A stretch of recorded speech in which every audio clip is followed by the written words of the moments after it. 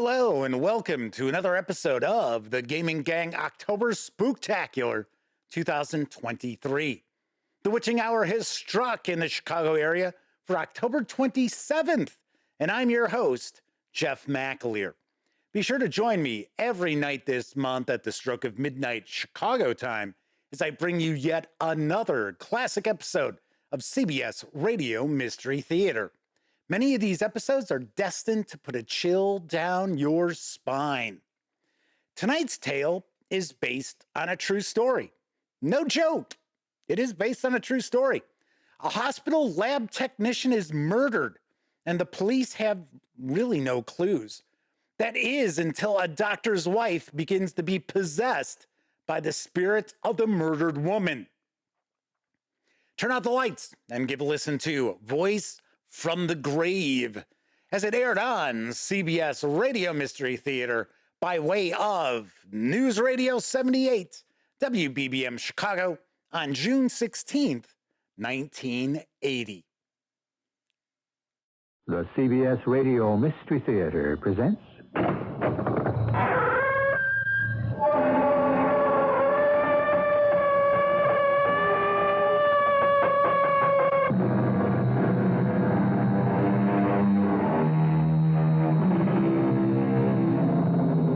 Come in. Welcome. I'm E.G. Marshall with another tale of the macabre. The word has chilling connotations, but that's our stock in trade.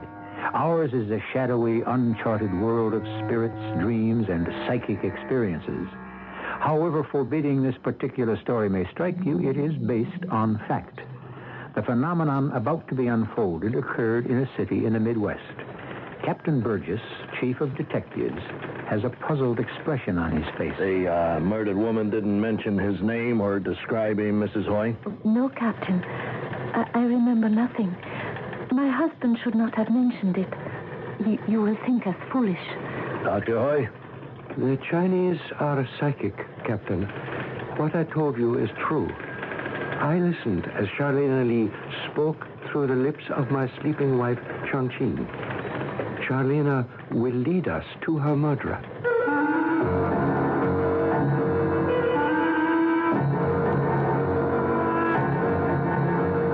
Our mystery story, The Voice from the Grave, was written especially for the Mystery Theater by Roy Windsor and stars Earl Hammond. I'll be back shortly with Act One. I run a supermarket, and people always ask my advice. Nick, what should I buy for this? What should I buy for that? Well, I can't steer them wrong, or they won't come back. So when someone asks, well, what should I buy to clean my bathroom? I always say, fantastic. They say, fantastic is my kitchen cleaner. Look, I tell them, as fast and easy as Fantastic cleans your kitchen, it'll clean your bath. Well, they must like it. They keep coming back for more. Fantastic. What it does for your kitchen, it'll do for your bath. I like pepperoni, but it doesn't like me. Feel better fast with Digel. With the ingredients in Digel, relief from acid indigestion and gas starts in less than a minute. I like corned beef. I like cabbage. I like franks. I like beef. I like spaghetti. And meatballs. But they don't like me. If you like something that doesn't like you... Feel better fast with Digel. Digel relief starts in less than a minute. For occasional use only as directed. Bend, stretch, squeeze, push. It's not easy to shoehorn a business trip into your tight schedule. That's why Delta Airlines has flight times round the clock to business centers all around the country. So you can catch a flight that suits your timetable to a T. Take New Orleans. You can choose from a dozen Delta flight times a day, including 3 nonstops. That's the most nonstops on any airline. The same goes for St. Louis. 10 timely nonstops throughout the day and night, more than anybody else. Or how about Memphis? Take your pick of 5 Delta nonstops and 4 one-stops. No other airline matches that lineup. And if you're watching costs, Delta has thrifty night coach flights to all these places. So next time a business trip comes up, fly Delta, because we make your business our business. Delta is ready when you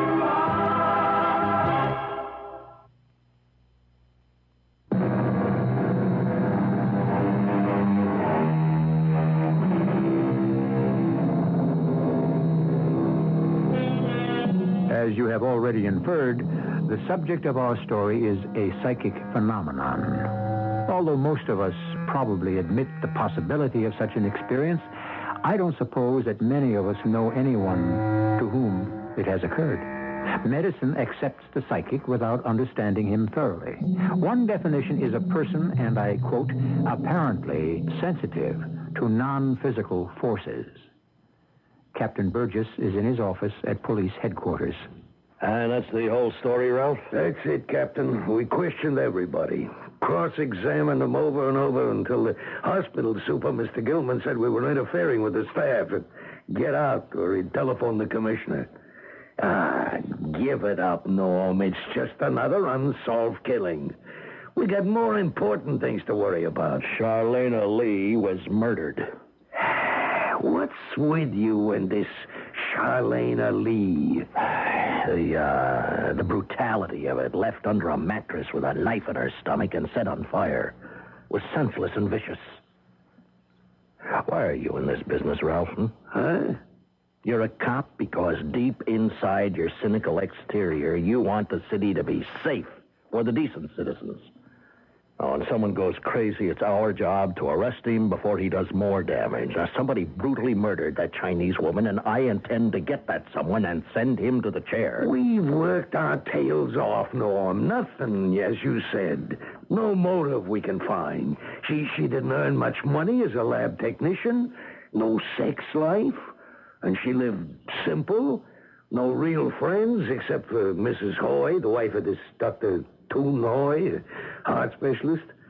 Mrs. Hoy worked with Charlena. They're Chinese, too. They haven't a clue to why Charlena was murdered. But there is a clue someplace. Now, it's just a matter of digging it out. Excuse me a second. Yeah. Yes, put him on. Yes, this is Captain Burgess. My father? Well, is he alive? Yes, I'll leave now. Thank you, Dr. Hoy. An accident? No, a heart attack. My dad. That was Dr. Hoy. He was very reassuring. Oh, I'm sorry, no. Yeah. Well, I'll be at Oakdale General.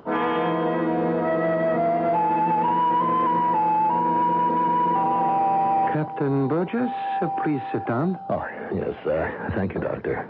Thank you for telephoning me personally. You're welcome. You have seen your father? Yes. He even winked at me from under the oxygen tent. How is he really, Dr. Hoy? Well, it's too early to tell. He appears to be strong. I have every hope he will recover. It is a matter of rest. Your mother has requested special nurses for the next few days. Oh, yes, of course. Please, do everything you can for him. How long will he be hospitalized, Doctor? 3, perhaps only 2 weeks. Then he must rest at home. Oh, well, I'll drop in to see him once a day. That will be a tonic for him. Yes. Doctor, while I'm here, I want to apologize for the investigation which has, disrupted the hospital staff. The superintendent... Yes. Dr. Gilman's been very upset. The police have persistently questioned every one of us. Technicians, nurses, my wife, me, the interns, everyone. It has been distracting. Well, so is murder. Yes. Poor Charlena Lee. Have you made any progress, Captain? Well, we're still searching for a clue, and we will find it. And by a clue, you mean a fingerprint or an alibi that can be broken, or someone who can place a murderer close to his victim? No. Those are routine. In the case of Charlena Lee, none of them apply. There were no fingerprints. The alibi seemed to be legitimate, and no one saw anybody near the victim's residence. It's close by, as you know. So you conclude that one of Miss Lee's co-workers committed the murder? Oh, no. It's not a conclusion, but a working basis in the investigation.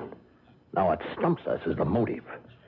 Unless it was a senseless murder by someone deranged, there was a motive, and we have to find it. You still have no idea what it might be? No. You've thought about the murder, of course, Dr. Hoy. What is your opinion? I hesitate to offer it. Our conversation is confidential, Doctor. Oh, I realize that. I have hesitated to come forth because I don't want what I would say to prejudice you against someone who might be innocent. You do have a suspect? No. But I do have some information for you. Well, why have you withheld it until now? Because we do not want to appear foolish. We? My wife, Chang-Ching, and I. What I am about to tell you is true. The Chinese are a psychic people, Captain. Yes, so I believe. Americans are inclined to doubt it. Still, it is true. The murdered woman, Charlene Lee, has spoken through the lips of my wife when she was sound asleep. It wasn't Mrs. Hoy talking in her sleep. No, sir. The voice I heard come from my wife, but it was the voice of Miss Lee. Oh, that's fantastic. Not fantastic, because it was real. I heard her. I realize that it is hard to believe. What did you hear, Doctor? I wrote down the essence of it. I have a copy of it in my drawer. Here it is. Read it aloud. Yes, thank you. I, Dr. Toon Hoy, heard the following from the lips of my wife, Chang-Ching, not in her voice, but in the voice of Charlene Lee, who was murdered. The voice said, "What are you doing? You're choking me. Please, I can't breathe. My ring, my gold pin, no. Singh gave them. The television said, 'Are you insane? Let me go, let me..." And that's it, Dr. Hoy? The words were spoken in horror and anguish. The woman was fighting for her life. It's incredible. It was awful.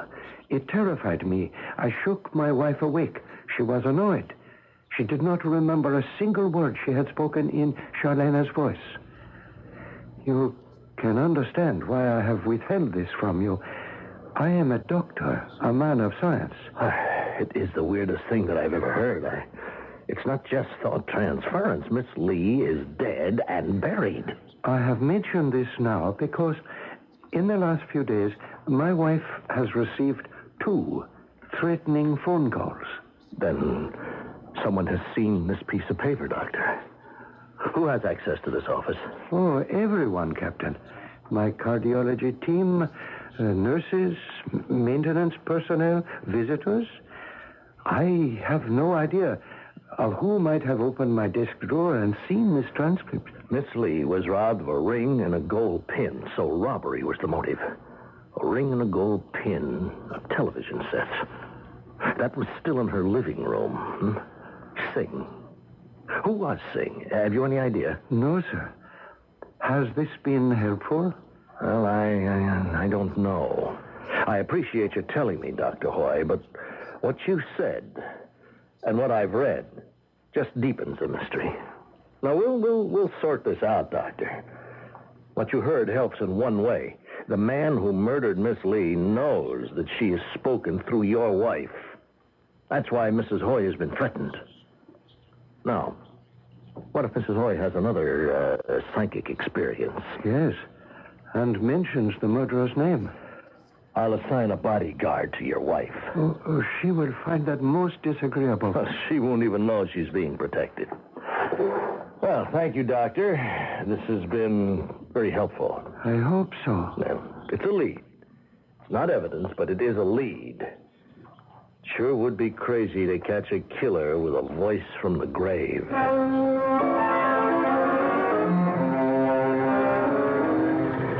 You believe it, Norm? Oh, I don't disbelieve it. Why would Dr. Hoy make it up, huh? Mrs. Hoy's got a real imagination. She was this Miss Lee's friend. The murder weighs on her. She imagines stuff. But she spoke in Miss Lee's voice. Okay, if you say so. Just don't mention it to the DA. You get the big oh. No, there is nothing to mention. There is no evidence. It's only a lead. Lead? What, Lee? Well, we start with the fences in town. Norm. By the time we've checked every one of them, I'll be ready for retirement. Anyway, how do we know the ring and the pin were sold? We don't. Maybe the killer kept them. But we got to start somewhere. And another thing, what happened to Miss Lee's things, her personal things? There are none. Oh, a worn suitcase, dresses, hospital uniforms, a few books. Most of them about stargazing, life after death, that kind of stuff. Where are they? Well, gosh, I don't know. Find out and bring everything to my office. What for? A clue. I want to know about that ring and that pin and a guy named Singh. There's 100 Singhs in the city. Well, that should keep you busy. Give me a description of the ring and the pin. I'll have an exact one for you after I speak with Mrs. Hoy.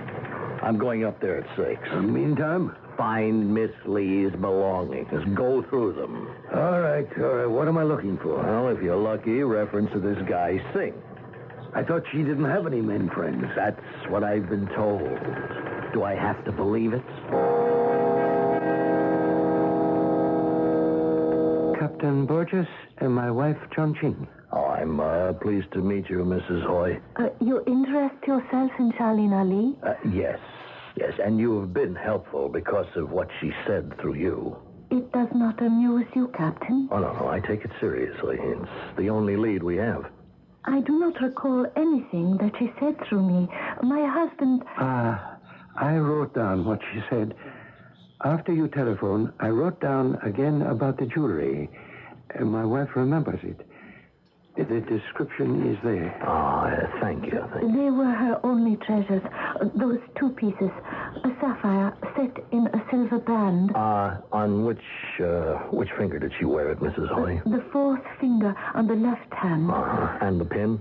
Gold, in the form of the leaf of a clover.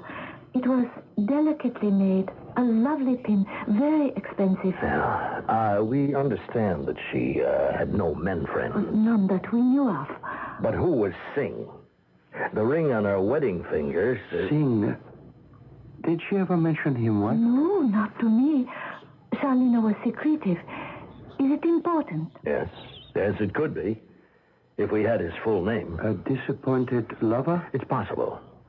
Or a man she loved. Did he buy the ring and the pin? If I had his full name, we could trace him. And then there's the mention of the television set. Now, what could that mean? Charlene had trouble with that set. Someone was always repairing it. Any idea who he was, Mrs. Hoy? It could have been one of several men who work for the hospital.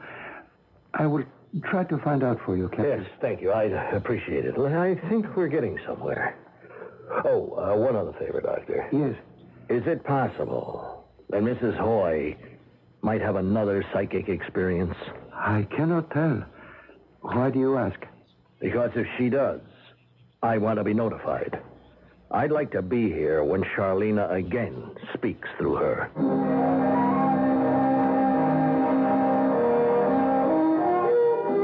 You may shake your head. I did when I first heard the story. When you're asked to believe in a literal voice from the grave, the voice of a corpse that spoke through a sleeping, living person. But however strange it may seem, it happened. That opens up speculation about a number of subjects. Life after death, spirits that may wander the earth, the riddle of the universe. I'll have more when I return shortly with Act 2. We're at your service, our hardware store. We give you service and selection and a whole lot more. Summer is the time to enjoy your beautiful lawn, and here's a Service Star special to help keep it looking great. The True Temper 22-inch steel lawn rake with a spacer bar for strong flex action. For a limited time, it's just $5.96 at participating Service Star hardware, lumber, and home centers, serving the East, South, and Midwest. Service Star, that's what Service Star. Hard living. Shoot the works. Nowhere to go but places. Nothing to do but things. Libby Holman, the first of the torch singers, loved by playboys and girls. Night husband found dead. Did she do it? Money to spend. Bored stiff. Sing, Libby, sing. Libby, an epic of the 30s by award-winning author Milt Macklin, new from Tower Paperbacks. Pick up a book you hate to put down.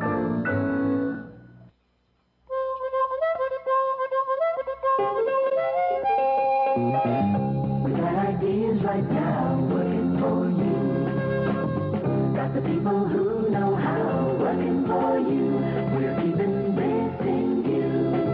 In everything we do, we're working for you. We're working for you. Hey, all you kite flyers. Here's some safety tips from Commonwealth Edison, the electric company. First, make your kite from stuff like wood, paper, string, and cloth, not metal or wire, because they conduct electricity. So does a wet string, so don't fly your kite in the rain. And stay away from power lines, antennas, and busy streets. And if your kite gets stuck, don't go climbing trees or utility poles. Just do what I do. Chalk it up to experience. We're working for you. We're working for you.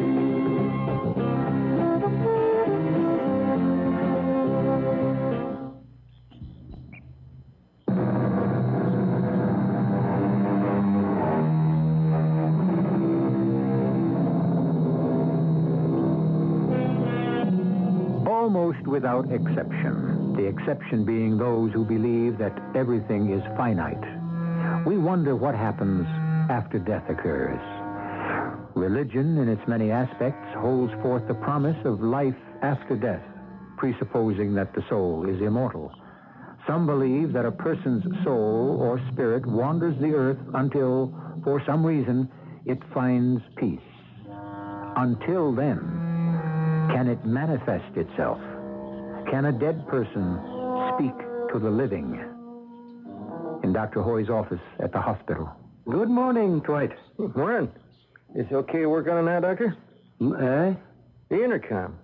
Well, they told me... Oh, right, yes. The buzzer doesn't work. Huh? Well, I guess I can fix that. I'll hurry. Well, there's no need to hurry. I'm free until 10. I'll get out of your way. Okay. Won't take me long. Heard anything about Miss Lee? Nothing here, Doctor. Cops have turned everyone inside out. They got any leads? No, but they haven't given up. Have any of the nurses an idea of who might have murdered her? How would I know? Will you date some of them, Dwight? Hey, we got other things to talk about. She's quickly forgotten, except by one or two friends. Yeah, she was a loner. Did you ever date her? No. The cops asked me. Guess hit Mrs. Hoy pretty hard, huh? Right? Yes. She still dreams about it. So I heard. There you go. You're all fixed, Doctor. You heard about my wife's dreams? Good. Try it. Come on, push your secretary. Oh, yes, all right. See if she buzzes back. Good. Thank you, Dwight. That was quick now. Oh, that's okay. May I request a favor? I'd pay you for it, of course. Sure. Can you repair... Oh, well, of course you can. A television set? One of ours at home. Yeah, I guess so, but, Noto's better than I am. You know, Johnny Noto, another guy in maintenance. You know him? He's very, very good. Yes. Maybe I'll speak to him. Well, I can do the work, but you see, Johnny's the expert. He takes care of all the screens here. I'm not bad. I'm just slower. Oh, then why don't you help me out? Well, okay. Some evening. I'm off at 5. Fine. I'll let you know when it's convenient. Will that be all right? Sure. Oh, by the way, Dwight, just curiosity, who told you about the dreams? Your wife? About Charlena? Oh, and Johnny. He had it from a floor nurse, and she had it from your secretary. At least, that's what he told me. Why? Well, it's not important. Just odd. Maybe Mrs. Hoy did talk about her dream. Why not? Cafeteria, maybe. Oh, women talk. But Mrs. Hoy doesn't know the details of the dream. Only I do, Dwight. Yeah? Well, then how come I heard it from Johnny? I'll speak to my secretary. Oh, yeah, that's where it started. I mean, that's what Johnny said. Did Johnny know that Miss Lee spoke through my wife? Charlene is dead. Are you kidding me, Doc? I'm serious. It worries me. Mrs. Hoy could be in danger. No. Who believes Charlene had talked to Mrs. Hoy? Nobody, I suppose. Well, you let me know about the TV set. Nice to talk to you, Doc. Miss Michaels, please telephone Captain Burgess in the Detective Bureau, and then I have a question to ask you.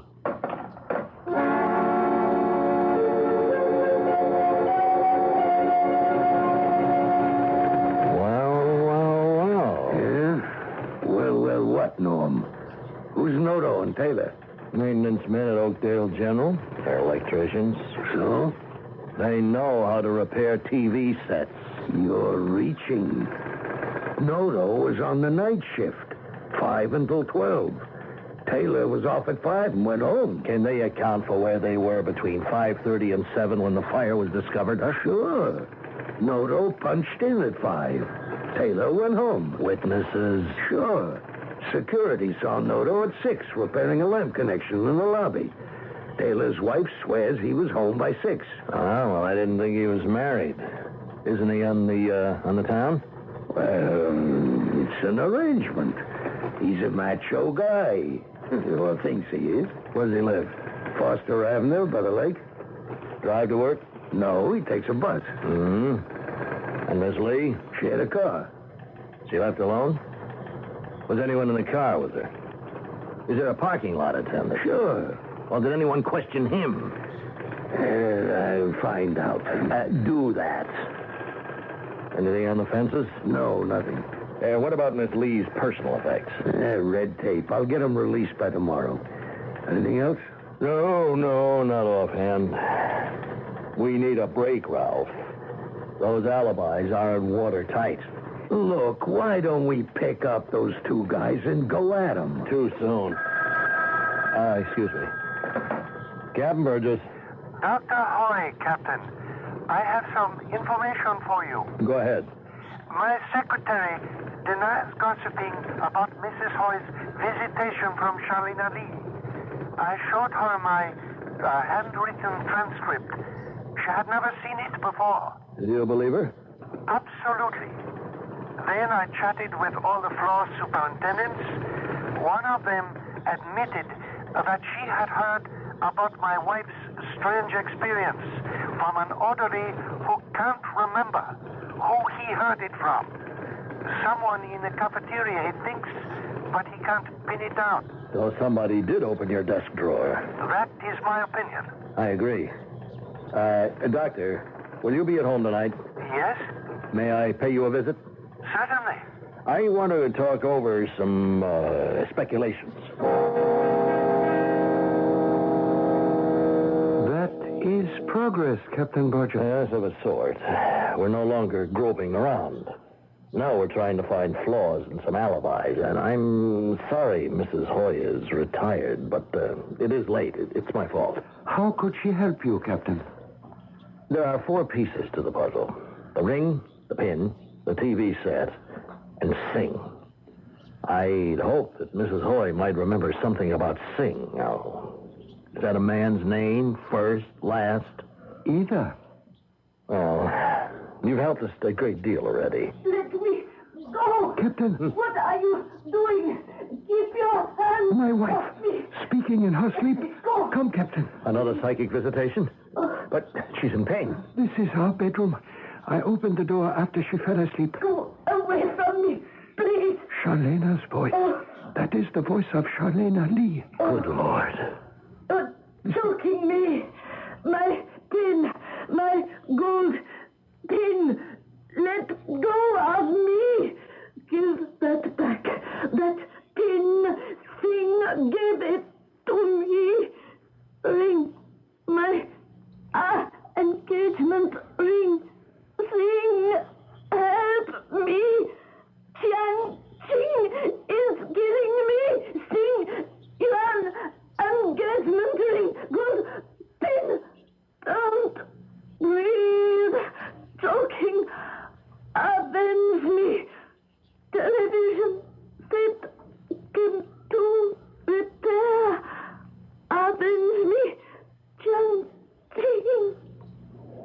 have witnessed her murder.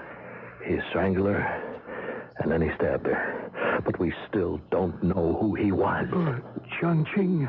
Chang-Ching? Wife, Charlena again has spoken through your lips. Who? Captain Burgess? I mean, Miss Lee mentioned Xing Yuan. Do you know him? I do not understand. She does not remember what her lips told us. But I have a name to work on. Xing Yuan. We'll find him somehow. May I see you alone, Dr. Hoy? Oh, of course, yes. Good night, my dear. Good night, Mrs. Hoy. Good night. What is it, Captain? When is Dwight Taylor coming to repair your television set? Any evening at my convenience. Don't ask him over until you hear from me. Yes, Captain. Won't you confide in me?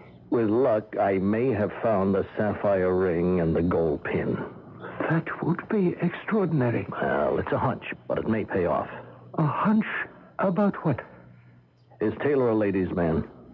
So I have heard. Well, does he pay for his favors? Ah, I begin to see what you mean.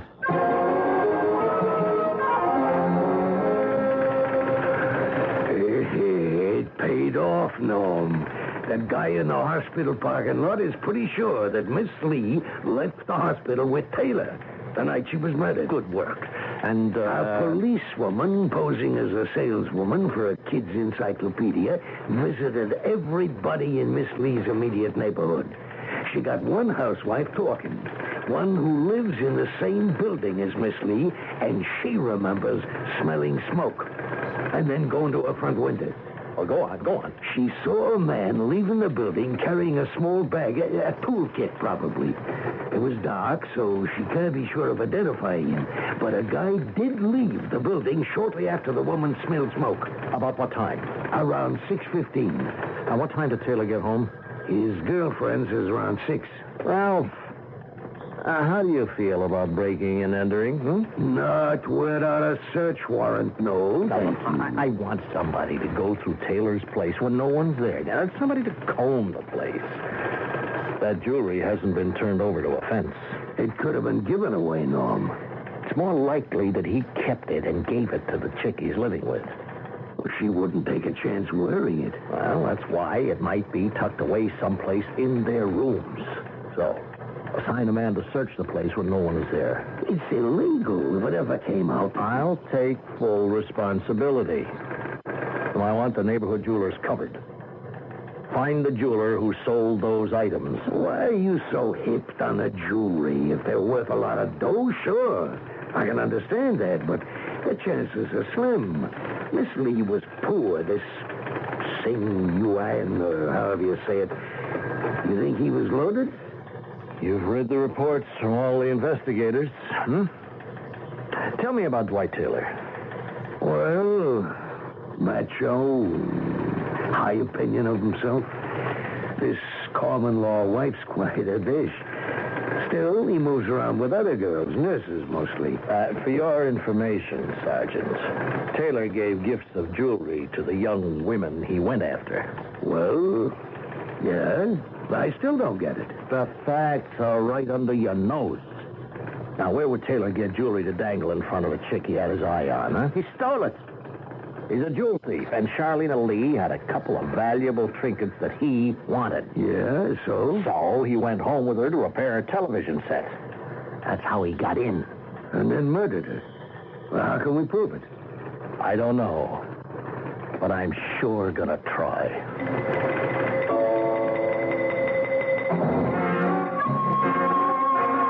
The solution to any tough problem is patience and thoroughness. Charlena Lee's voice from the grave has supplied several tantalizing clues to her murder. What you must bear in mind is that the story unfolding is based on fact. The police have often turned to psychics for help, and it has paid off. It is possible that Miss Lee's revelations through Mrs. Hoy will corner a killer. I'll be back shortly with our final act. We're Where is that clerk? Can I help you? We have to see the hotel manager. Right away. I'll get him. And hurry. Oh, John. It's okay. Our vacation's ruined. Don't worry, honey. Please, maybe we can find someone who will... Hi, I'm the hotel manager. Oh, listen, we've lost our traveler's checks. All of them. What should we do? Well, what kind were they? American Express. Right. American Express. Come on, I've got their number right here. You can call for help anytime from anywhere in the country with American Express traveler's checks. Ask for them by name. Hi, Bill Cosby with another Red Cross story. The place, Redmond, Washington. Her name? Well, the kids call her Bat Lady. She teaches fourth graders BAT, Basic Aid Training. At first she thought they were a little young. But the kids learned mouth-to-mouth resuscitation easily.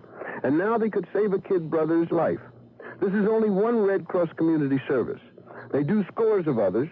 Help keep Red Cross ready. These days, we tend to put off spending money for things we don't feel are absolutely necessary, like doctor's fees, unless we're actually ill, and preventive medical care like eye examinations for our children. And yet, suppose a child has a vision problem that he or she isn't aware of or can't explain. It shouldn't go undetected. In many communities, the National Society to Prevent Blindness runs vision screening programs for children. If there isn't one in your area, you can write directly to Prevent Blindness at 79 Madison Avenue, New York, New York, 10016. They'll send you a home eye test kit that you can use to determine whether your child should see an eye doctor. It comes with a wealth of information about the care and protection of your children's eyes. And good news for these inflationary times, it's all free. Write Prevent Blindness, 79 Madison Avenue, New York, New York, 10016.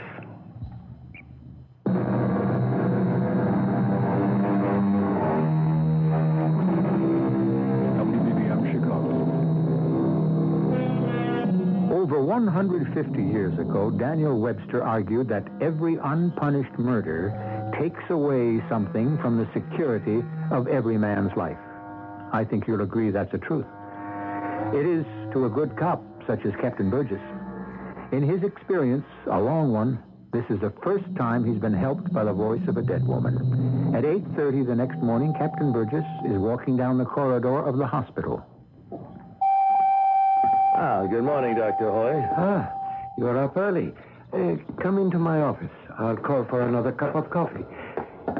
Oh, my secretary seems to be late. Thank you. Please sit down.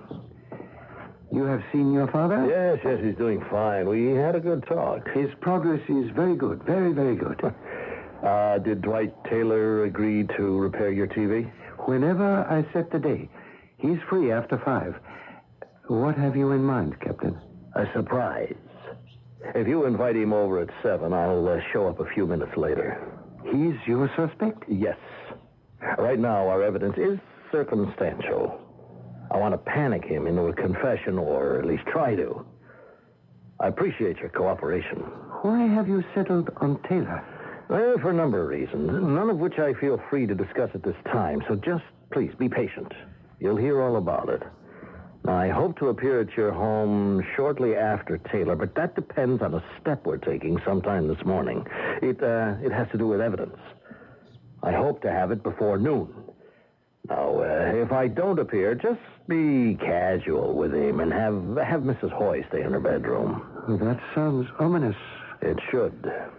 If Taylor's the murderer, and I think he is, remember what he did to Miss Lee. So be careful. Don't make him suspicious. Is it the jewelry? Yes. So he's generous with it. Women find it hard to resist. He steals it and gives it as gifts. Stealing is one matter, Captain, but would he murder for a ring and a gold pin? He knew their value. We found the jeweler who sold the sapphire engagement ring and the pin to Xin Yuan. Now, that was a year ago, and their value has increased. When they were bought, the ring cost Singh $2,500, and the pin, which he bought later, cost $1,000. Well, do you have them? No. And if you find them, as you say, The evidence is circumstantial. Well, so is the gossip about Mrs. Hoy's dream. You know, that originated with someone, Doctor. That's true. Not you? Not Mrs. Hoy, not your secretary. Who, then? Someone anxious to know if you were suspected. Someone who walked into your office to, snoop around. Some man from maintenance, Noto or Taylor. And Noto seems to be clean. And there's more. But I'll save it. Expect me after 7, Doctor.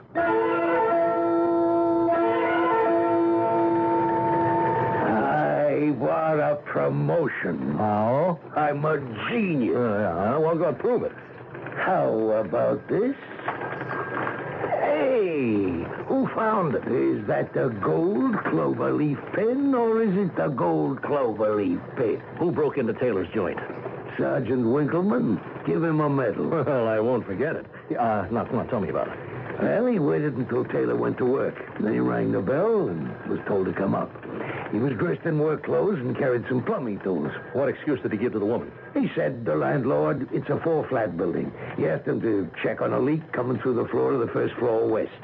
She didn't know what to make of it, and he got in. And? Winkleman knows plumbing. He tightened up a few connections, and she asked him to change a washer in the bathroom. He agreed. She got friendly, invited him to have a drink. He went along. Where did he find the pin? On her bureau in her bedroom. He went through it to get to the bathroom. He just put it in his pocket and brought it to me. The woman telephoned the police at the 42nd Precinct to report the theft. How about that? And what about the sapphire ring? He didn't see it. Oh. Now, you got the gold pin. That should do the trick. It directly connects him with the murder, Norm. And you have the other evidence. Yeah. Well, look, I better act on what we've got before Taylor gets wise. Now, I have a date with Dr. Hoy. Taylor will be at Hoy's home to fix a TV. I stroll in, and then the fun will begin. You'd better come along to cover me. I won't be armed. I want him alive.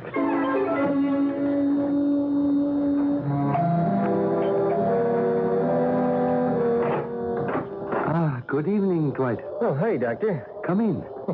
Thank you for stopping by. Under the circumstances... Yeah. Well, you know what happened.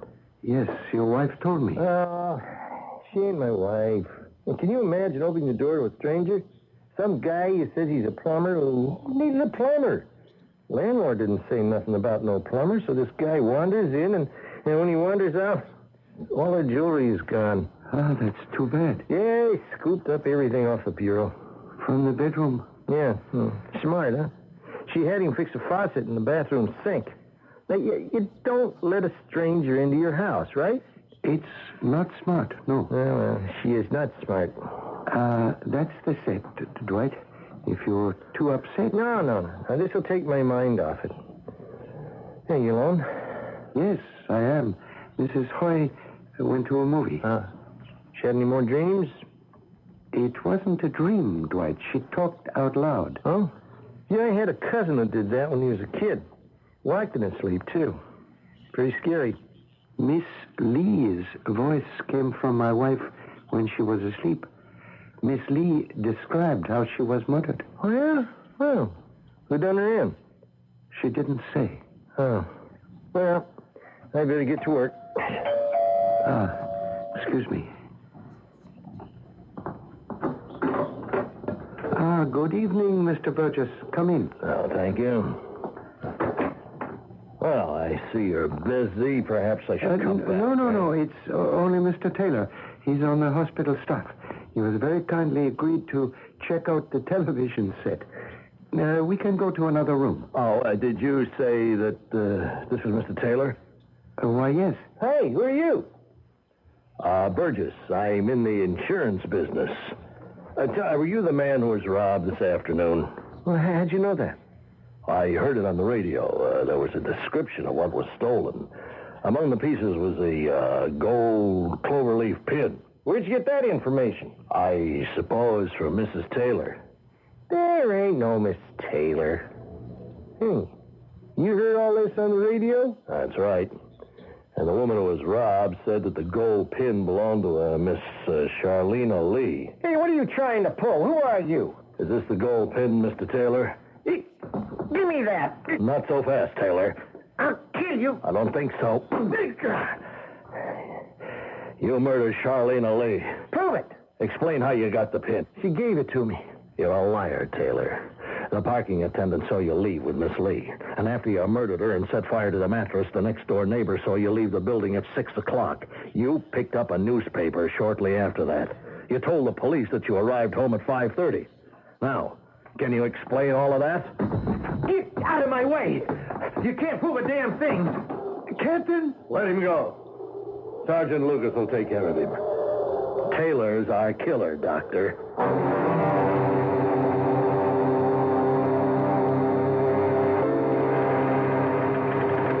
The defense attorney makes you look silly, Norm. He keeps hammering away at that voice from the grave. I hope this case isn't laughed out of court. It won't be. Charlene Lee was murdered. Now, the evidence against Taylor is circumstantial, but it's strong. Maybe if Mrs. Hoy got on the stand and told... No.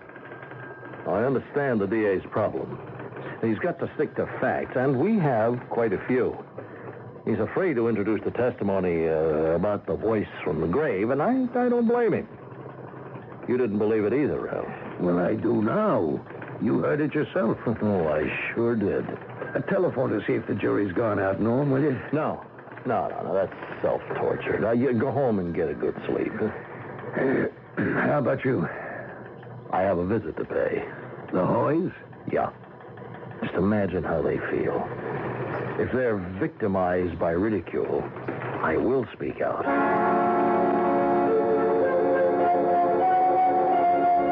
It is considerate of you to stop in, Captain Burgess. We have followed the trial in the newspapers. You have not appeared. Oh, you do understand why. Yes.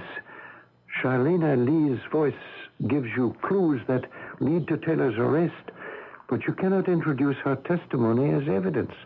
It would be laughed at. I want you to know something, Doctor. And you too, Mrs. Hoy. Yes? The defense has made the three of us look ridiculous to the public. Now, if there are any repercussions from it, if your positions are threatened in any way, I will testify to the truth about Miss Lee. Thank you, Captain. I thank you, too. I heard Miss Lee's voice. At least, it was not Mrs. Hoy's normal voice. I will swear to what I heard. Now, the point is this. Without that information, however slim, that Miss Lee supplied, I never would have zeroed in on Taylor. Excuse me. Yes? This is Dr. Hoy. Hi, Doc. Tell my boss... this is Sergeant Lucas. Tell the captain that the jury reached a verdict. Taylor got 10 years. Oh, I am so glad. Thank you, Sergeant. Good news. Dwight Taylor was found guilty and sentenced to 10 years in prison. He should have been sentenced to life. Was it not possible that he might have been acquitted? Yes, I suppose so. Then let us be grateful that he was not. We have been vindicated. Those who have laughed at us have been put down. Charlene Lee has been avenged. We thank you, Captain.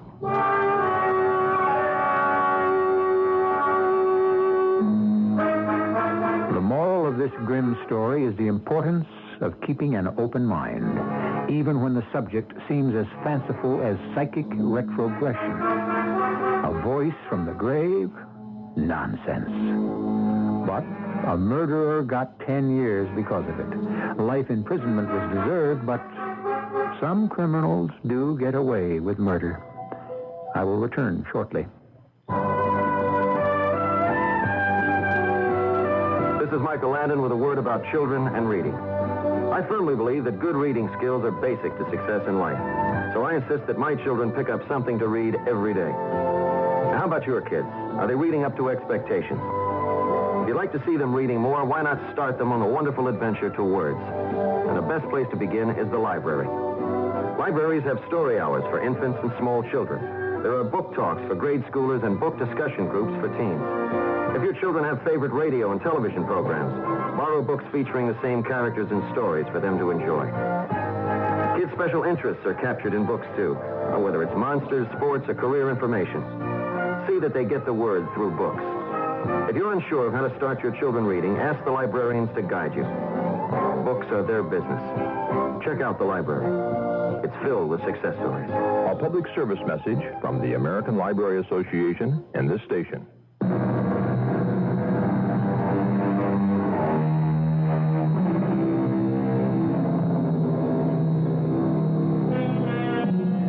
The story of the voice from the grave, although changed in part, was based on an actual police case in which a murderer was tracked down because a dead woman spoke through the lips of a sleeping friend.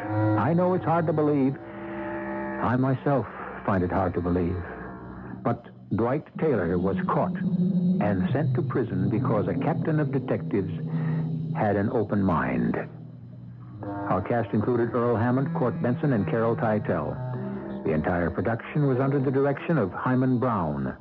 And now, a preview of our next tale. I was told about an hour ago in no uncertain terms that if we didn't get rid of him, they would. Fine, let them. No, let me finish.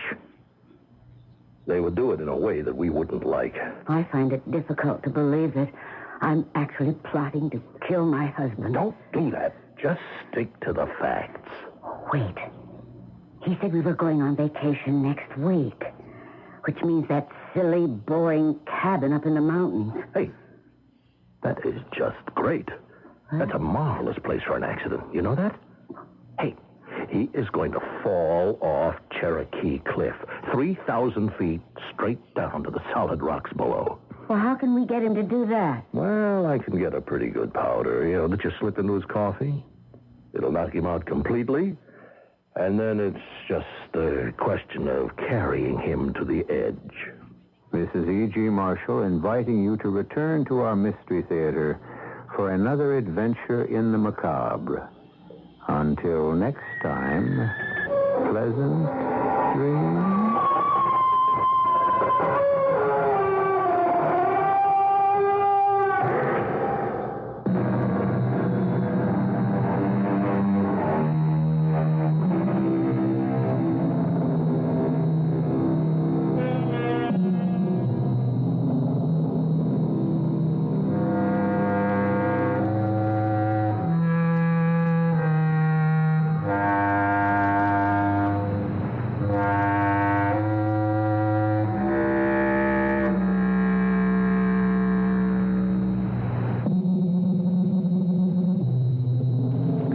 Largest selection of finer guaranteed used cars at lower prices. Packard Buick, Maywood. CBS News. Saudi Arabia reportedly wants extra military gear for its American-built F-15 fighters, and that may be a problem for the U.S. government. I'm David Jackson reporting on the CBS Radio Network. The Carter administration promised Congress 2 years ago that the F-15s going to the Saudis would not be equipped for military action that could endanger Israel. Now, the New York Times reports U.S. confirmation that the Saudis are asking for several sensitive military items that would significantly beef up the firepower and range of the F-15s. Extra fuel tanks, bomb racks, and missiles. And the Times quotes U.S. officials as saying the Saudis have made clear this is an important test of Saudi-American relations. The additions would make the Saudi jets capable of hitting Israel, but reportedly there is strong support for going through with the deal among administration national security aides. As I mentioned previously, tonight's show is based on a true story. And I got to be honest, I think the episode plays pretty straight with the facts. On February 21st, 1977, the Chicago Fire Department responded to a report of smoke at the Pine Grove Apartments. There they found the body of 48-year-old Teresita Bassa. She'd been stabbed in the chest and a mattress had been thrown over her nude body and lit a fire. Bassa was a lab tech and, unlike in this story, she was Filipino, as were the doctor and his wife who channeled Bassa's spirit. But the rest of the tale is pretty much spot on, as you heard in Voice from the Grave. Very weird, very bizarre, and you can look it up. Thanks for catching tonight's episode of the Gaming Gang October Spooktacular 2023. Please join me every night this month as I bring you yet another classic episode of CBS Radio Mystery Theater, drawn from its catalog of 1,399 shows. Be sure to like this video and subscribe to the channel. And if you do subscribe, don't forget, ring that bell, because it'll let you know when a new episode of the Spooktacular arrives. And it'll also inform you when my live stream, the Gaming Gang Dispatch, airs Tuesday, Wednesday, and Thursday evenings at 7 p.m. Central right here on YouTube. And of course, you'll also find out when I upload other videos, such as my first looks and reviews of tabletop games. And of course, when you're not watching videos or listening to videos here on the Gaming Gang channel, be sure to visit thegaminggang.com for all latest in tabletop gaming news, reviews, and a whole lot more you will not find here on the YouTube channel. You know the drill. Get your geek on at thegaminggang.com. Once again, I'm Jeff McAleer. I'll be back tomorrow night at the stroke of midnight with The Threshold, as it aired on CBS Radio Mystery Theater on September 17th, 1980. And until then, pleasant dreams.